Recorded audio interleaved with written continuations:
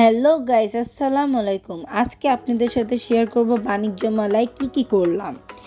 বাণিজ্য মেলায় এত ভিড় যে কি বলার বাহিরে, তারপরও কষ্ট করে ঢুকে গেছি। এখন যাচ্ছি সামনে।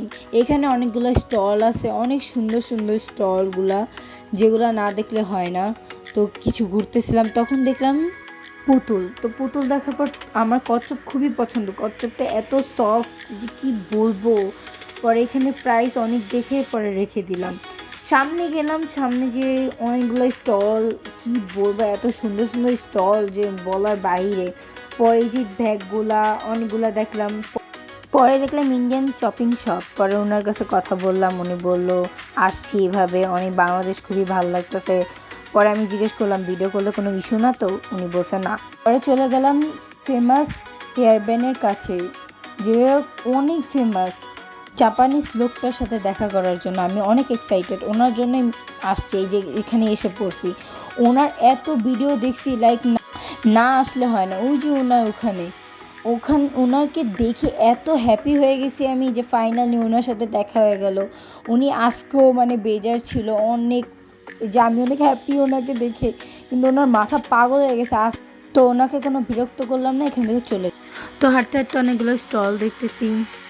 এখানে অনেক ব্যাগ, সুন্দর অনেক রকমের জুতা, পরে ঘরের অ্যাক্সেসরি, অনেক ক্রাউড। হাঁটতে পা ব্যথা হয়ে গেছে। পরে অনেকগুলো 3 পিস দেখলাম। পরে এখানে খাবারের স্টল অনেক সুন্দর। পরে আমি কি বলে অনেক ফেমাস, এগুলো দেখলাম। পরে অনেক বিরক্ত হয়ে গেছে আমার চেহারা দেখে, আপনারা বুঝবেন। পরে আমি চলে গেলাম, এই যে যাচ্ছি, বের হয়ে যাচ্ছি। Bye bye, tata. আবার আসবো নেক্সট বছরে। এই তো বের হয়ে যাব। এখন একটা আইসক্রিম ট্রাই করলাম, এই আইসক্রিমটা খুবই ভালো, আম। তো এইটা পুরো আমের শেপের মতন, এটা দেখে অনেক হ্যাপি হয়ে গেছি। এটার টেস্টটা খুবই ইয়ামি, অনেক মজা।